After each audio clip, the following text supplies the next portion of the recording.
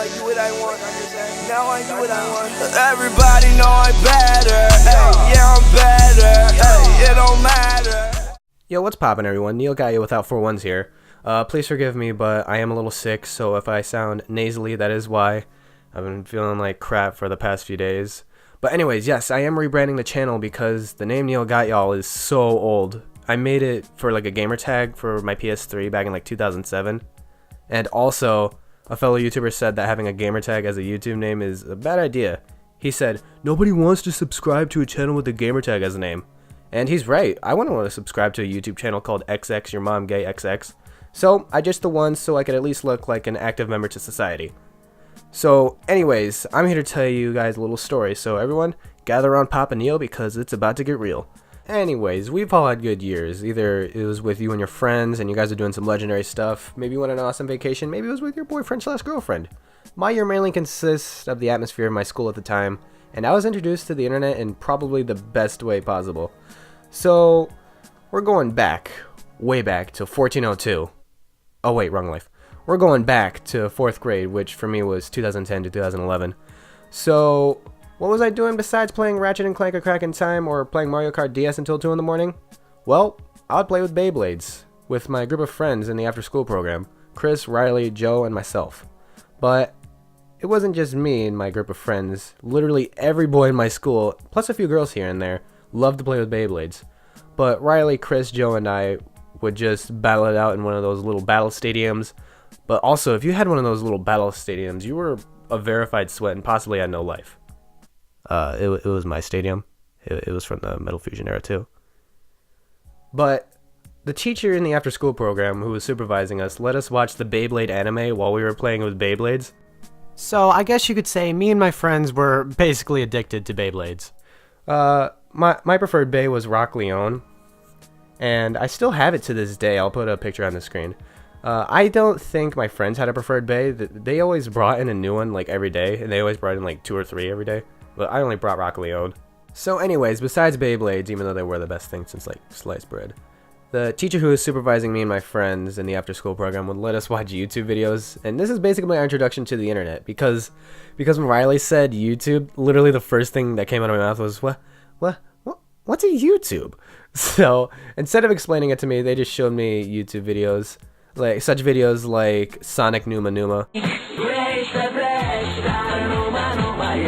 We always did the stupid dance of that song. Charlie the Unicorn. Hey Charlie, wake up! Yeah, Charlie, you silly sleepyhead, wake up!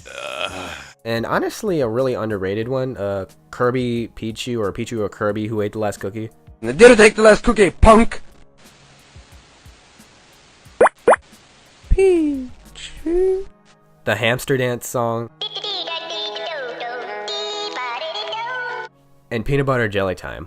It's peanut butter jelly time! Peanut butter jelly time! Peanut butter jelly time! So now that we're on the topic of peanut butter jelly time, our school puts on a talent show every year, and literally anybody can sign up and do whatever. And I'm not talking leafy literally, I'm talking about the bare bones dictionary term literally.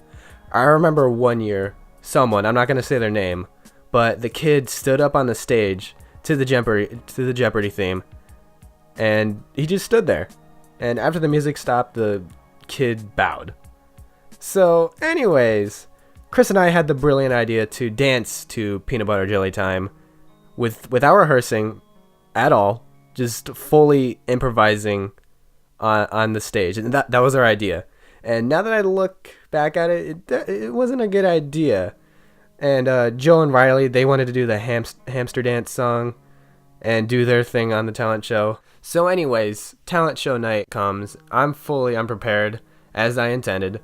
Riley and Joe did their act together. They like rolled around on the stage to the hamster dance song. It sounds a lot better than what you think. So I'm sitting there in the auditorium, and I'm waiting for my turn on stage. I'm looking around, and I can't see Chris anywheres. But it was my turn, and I was terrified of going on stage alone. But you know what? I was like, hoorah, let's do this. So I think I was like 2 acts ahead of Joe and Riley. And I was up, so I told them, all right, I'm going on stage alone. And I was scared, and, you know, I told them that crap. But they said, wait, why don't we all go on stage together and just embarrass ourselves? And we did. And we went up there and we did for the chorus of the song, we did like air thrust, and us being like 10, we didn't know what that actually meant. And on the verse, we did some kind of Irish jig or something like that, and we would switch moves when the song switched. I think we did a few other moves on certain parts of the song. But anyways, it was so embarrassing, but at least I took pride in it. My mom got the whole thing on video of us acting like itchy baboons. And I took so much pride in that to the point where I kept on begging my mom to just post it on YouTube. And I swear I was begging her for like the longest time, but she just for some reason just refused to do it. So anyways, she finally gave in and she posted it on YouTube. But I have been looking so long for this video. It's been off and on, but I've been looking. All right, check it out. Alright, so before the video even starts, just look at this resolution. You could already tell that this was filmed with an Android or something like that in 2011. But anyways, let's just get back into it. Whoa, that kid in the middle needs to chill. And yes, that is yours truly. But I know what you're thinking. That's not a real bat. That is indeed a plastic bat. I brought it from home.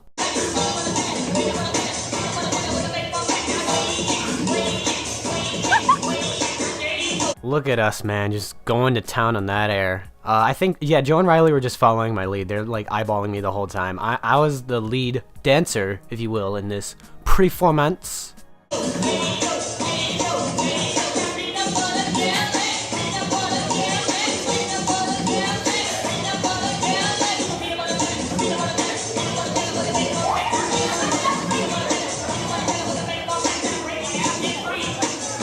Oh my gosh, I do not remember this at all. I don't remember this dance move. I just remember me doing the air thrust and the Irish jig or whatever it was.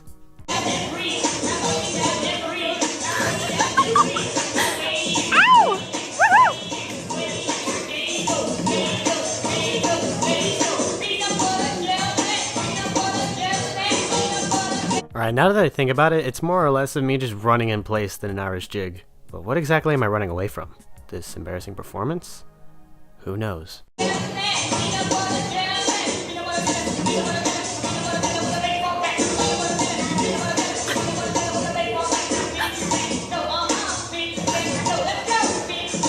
Alright, I know this looks so bad, but Joe, Riley, and I were just having the time of our lives doing this. It doesn't look it, but that's really the case.